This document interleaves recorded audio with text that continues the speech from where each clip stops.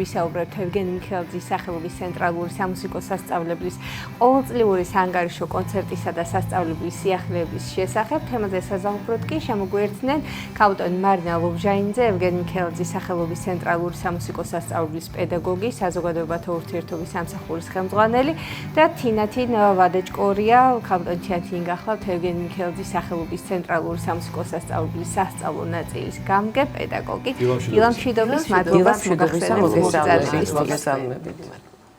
როგორც ყოველთვის საანგარიშო კონცერტის და წარადგინოთ ხოლმე, ვინაიდან არაერთი ნიჭიერი ადამიანი სწავლობს თქვენთან და შესაბამისად ეს ზეიმი აუცილებლად უნდა მოეწყოს ყოველთვის, რომ ის შედეგი მათი შრომის ნაყოფი, ასე ვთქვათ, იყოს ყველასათვის ხელმისაწვდომი და დადგნენ მათი შემოქმედებით.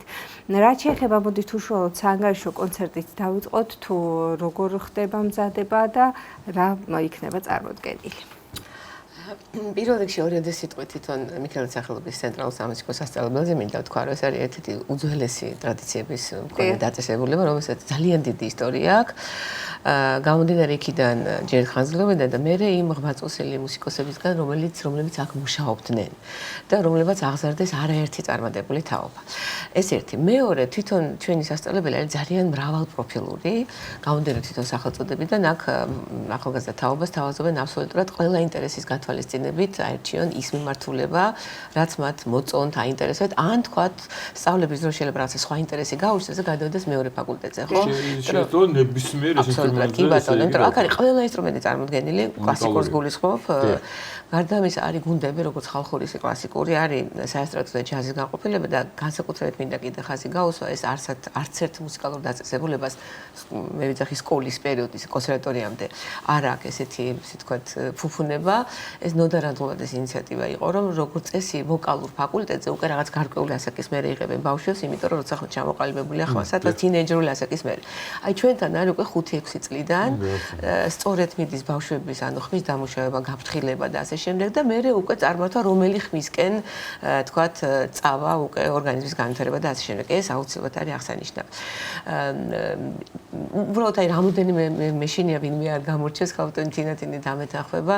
უბრალოდ აი მარტივად რო გითხრათ ძალიან მოკლედ სასწავლებელში ერთი პერიოდი მუშაობდა ირაკლი ბერიძე. ირაკლი ბერიძე შეიძლება ფერმოსვენელმა არ იცის რომ იყო კაიროს კონსერვატორიის რექტორი. აი წარმოიდგინეთ, ხო? და ეს არის თამარ კახიძის მამა, ვატო კახიძის მეუღლის, კი ბატონო, ძალიან დიდი ტრადიციები გვაქვს ჩვენ და ესე რომ კაიროს კონსერვატორიის პირველი რექტორი იყო ირაკლი ბერიძე და სწორედ ჩვენ სასწავლებელში მუშაობდა, მე იყო კათედრის გამგე კონსერვატორიაში.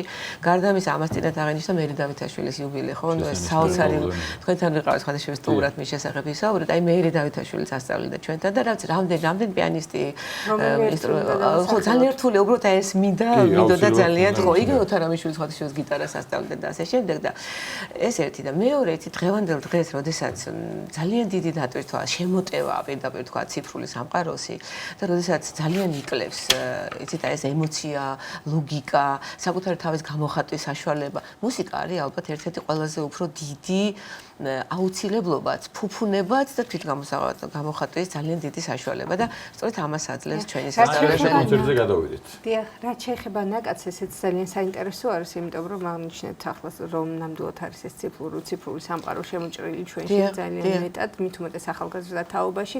აი დაინტერესება როგორი არის თქვათ ის.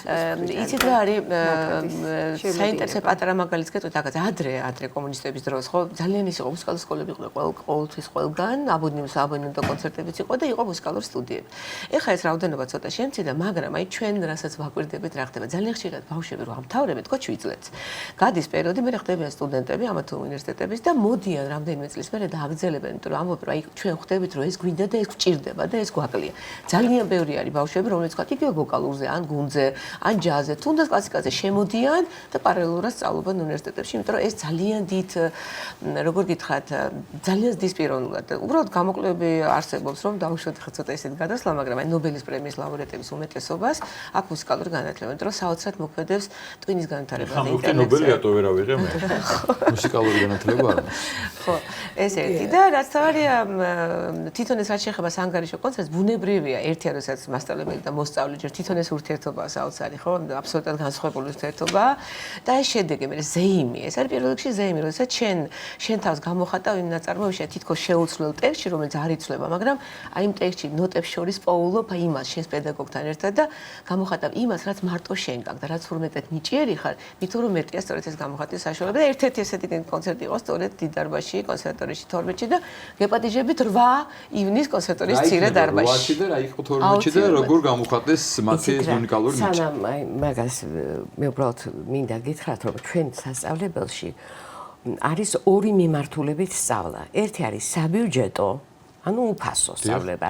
მეორე არის სამეურნეო, ანუ ფასიანი სწავლება. რა გითხრათ განსხვავება დაუშვათ რითი? აი გეტყვით ახლა იცით განსხვავება არის რაში? საბიუჯეტოებს მოეთხოვებათ ძალიან დიდი ბავშვებს, მოსწავლეებს მოეთხოვებათ დიდი ძალისხმევა, მეცადინეობა, კონცერტებზე გამოსვლა, კონკურსებზე გამოსვლა, ფესტივალებზე გამოსვლა მოეთხოვებათ. მაქსიმალური უნარების წარმოჩენა. მაქსიმალური უნარების წარმოჩენა და სამეურნეოზე ეს არის განათლების მიღება. ზოგს არც მშობელს, არც ბავშვს არ აქვს თქვათ ისეთი მისწრაფება მუსიკისკენ, რომელსაც უნდათ რომ თქვათ გააგრძელონ ამ განათლებას მუსიკალურს მიიღებენ სამეურნეო ანგარიშს.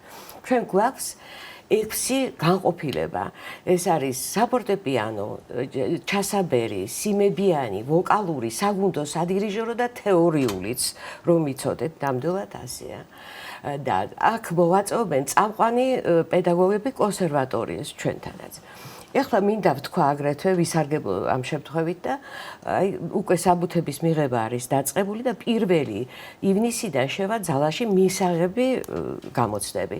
მიღებაზე მოდიან ბავშვები და ჩვენ კომისიის წევრები უკვე ვხედავთ თვალნათლივ ბავშვი არის მუსიკალური მონაცემებით დატვირთული თუ არ არის და მათ ვანაწილებთ შესაბამისად. და აი იცით რა არის კიდევ არის ხშირად რომ ბავშვი არის სამეურნეო ანგარიშზე მოეწყო მაგრამ ერთი წლის განმავლობაში ისე გამოავლინა თავის თავი ისე გაიწია ბავშვმა და პედაგოგის რეკომენდაციაც უნდა კონდეს მას აუცილებლად და გამოცდებით სახით წლის ბოლოს გადადის უფასო განყოფილება და პირიქითაც ხდება. გამომდინარე როგორ წარმოაჩენენ თავის თავს. გამომდინარე ყველაფერი ამისაგან.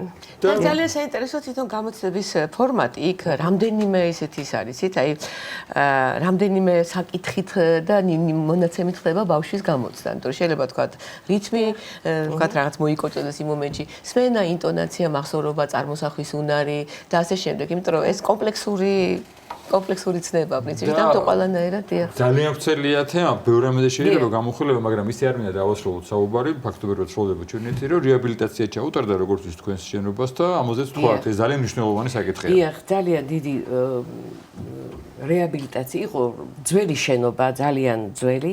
ამას გაუკეთდა რეაბილიტაცია ჩვენმა დირექტორმა გიორგი ქორქაძემ.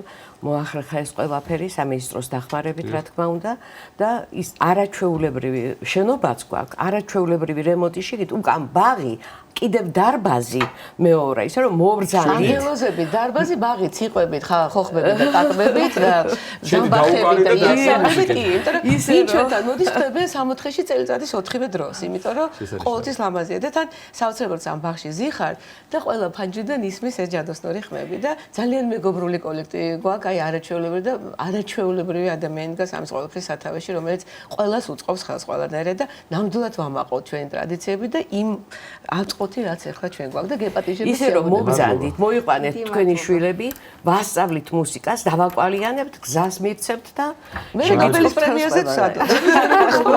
დიდი მადლობა. მაგრამ შეიძლება მოზარდეთ დიდი მადლობა გალბატონი მაგნა ლობჟანიძე, ეგვენი მიქელაძის სახელობის ცენტრალური სამუსიკო სასწავლებლის პედაგოგი, საზოგადოებათა ურთიერთობის სამსახურის ხელმძღვანელი და თინათინ მადაჩქორია ეგვენი მიქელაძის სახელობის ცენტრალური სამუსიკო სასწავლებლების სასწავლო ნაწილის გამგე პედაგოგი.